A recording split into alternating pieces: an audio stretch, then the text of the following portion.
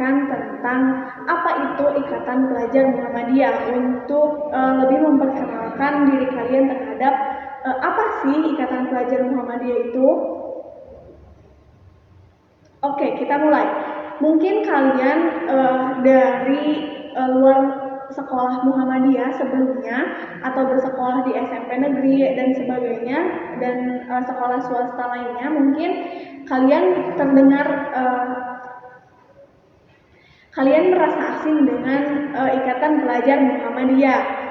Oke, saya di sini akan menjelaskan apa itu Ikatan Pelajar Muhammadiyah. Nah, jadi Ikatan Pelajar Muhammadiyah itu adalah satu organisasi otonom persyarikatan Muhammadiyah yang merupakan gerakan Islam, dakwah amar ma'ruf nahi munkar di kalangan remaja dan di kalangan pelajar serta berakidahkan Islam dan bersumber pada Al-Quran dan As-Sunnah. Mungkin kalian lebih mengenal Ikatan Pelajar Muhammadiyah ini ketika berada di sekolah yang lain itu adalah dengan nama OSIS mungkin, untuk organisasi otonom dalam lingkup sekolah. Nah, lalu IPM itu atau Ikatan Pelajar Muhammadiyah adalah salah satu organisasi otonom persyarikatan Muhammadiyah yang merupakan gerakan Islam, dakwah amar ma'ruf nahi munkar di kalangan remaja dan juga pelajar dan juga berakidahkan Islam dan bersumber pada Al-Quran dan As-Sunnah sesuai dengan ajaran Nabi Shallallahu Alaihi Wasallam.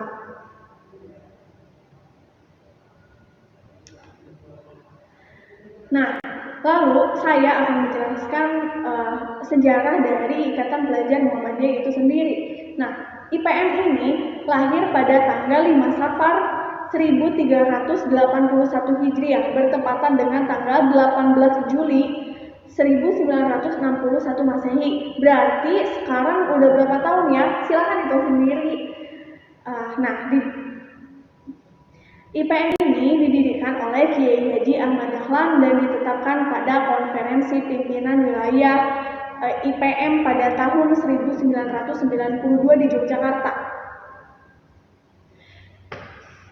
Berdirinya Ikatan Pelajar Muhammadiyah ini tidak lepas dari latar belakang berdirinya Muhammadiyah sebagai gerakan dakwah Islam amar ma'ruf nahi munkar, sekaligus sebagai konsekuensi dan banyaknya sekolah yang merupakan amal usaha Muhammadiyah untuk membina dan mendidik kader.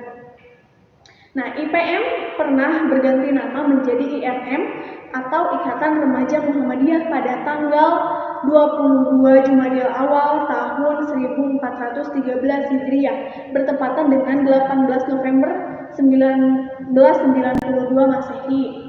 Karena pada saat itu ketika masa pemerintahan Bapak Soeharto, beliau mengeluarkan fatwa mengeluarkan suatu undang-undang bahwa tidak boleh ada organisasi intrasekolah kecuali OSIS di setiap sekolah menengah. Jadi tidak hanya di ruang lingkup sekolah tetapi lebih berkembang ke seluruh remaja di Indonesia. Nah, pada tanggal 28 Oktober 2008 bertepatan dengan penutupan muktamar secara resmi IRM dirubah kembali menjadi IPM.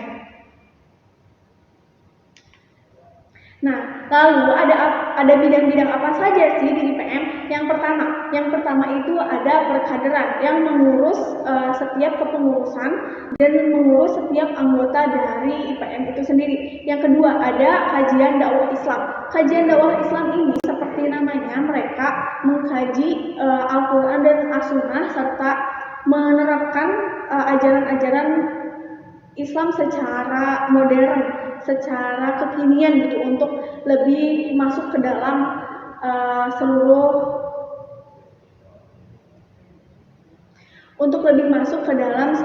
lapisan masyarakat atau seluruh lapisan dari anggota IPM itu sendiri. Yang ketiga ada advokasi.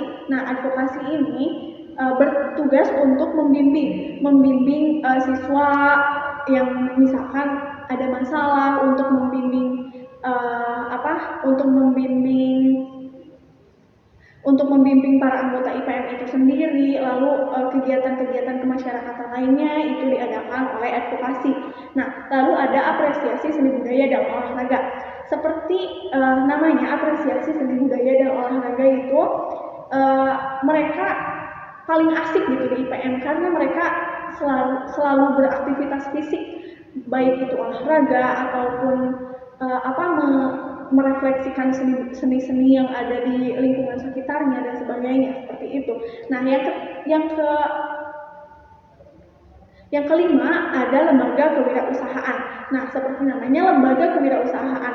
Nah, di bagian lembaga kewirausahaan ini IPM itu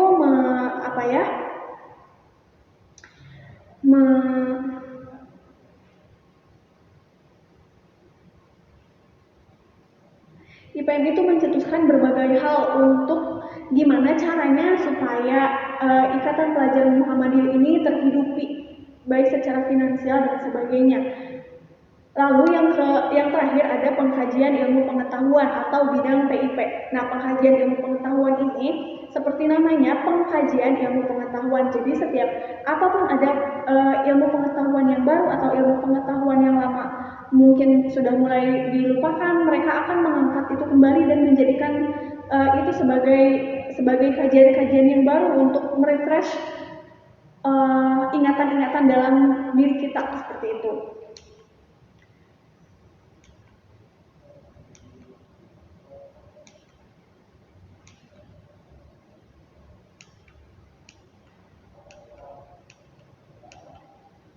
Nah, karena mungkin kalian mengira IPM ini adalah OSIS, sebenarnya tidak sama seperti itu. Karena kalau misalkan OSIS, organisasi siswa intrasekolah itu lingkupnya hanya ada di sekolah. Kalau IPM ini lingkupnya itu lebih luas, ada di seluruh Indonesia, bahkan sekarang sudah menjalar ke luar negeri. Dan sebagai pengetahuan juga, IPM ini merupakan organisasi terbaik se-Asia Tenggara.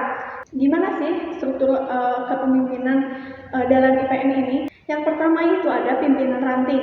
Nah, kalau pimpinan ranting ini berkedudukan di sekolah atau bisa di masjid-masjid di daerah-daerah yang memang notabene ada masyarakat Muhammadiyah, seperti itu.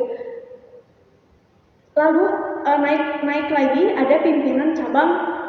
Nah, kalau misalkan pimpinan cabang Ikatan Pelajar Muhammadiyah ini cakupannya lebih luas, yaitu satu kecamatan dan disebut pimpinan cabang. Lalu ke atasnya lagi ada pimpinan daerah. Pimpinan daerah ini berkedudukan lebih luas dari pimpinan cabang, yaitu berada di kota atau kabupaten.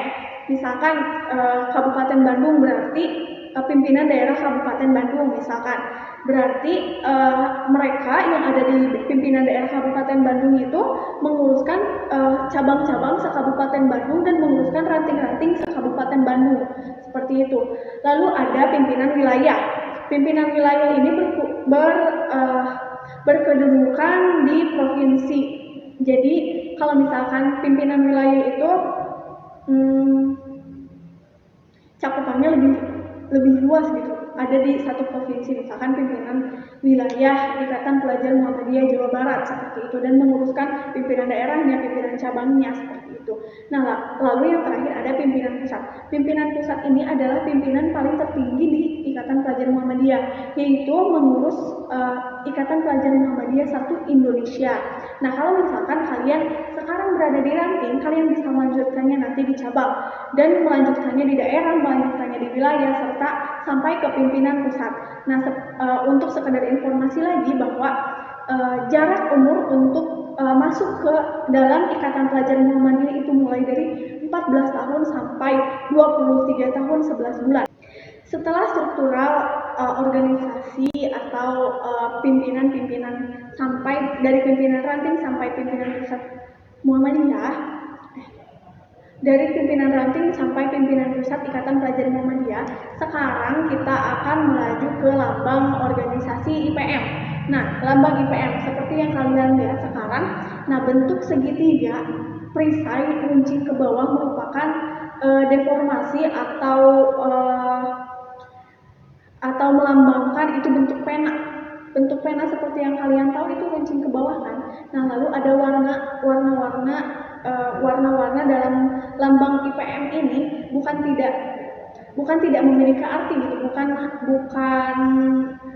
bukan hanya sekedar warna untuk mempercantik logo IPM ini, tapi memiliki makna-makna tersendiri gitu untuk setiap warnanya. Nah, dimulai dari warna kuning. Warna kuning yang berarti keilmuan yang senantiasa dikembangkan oleh IPM.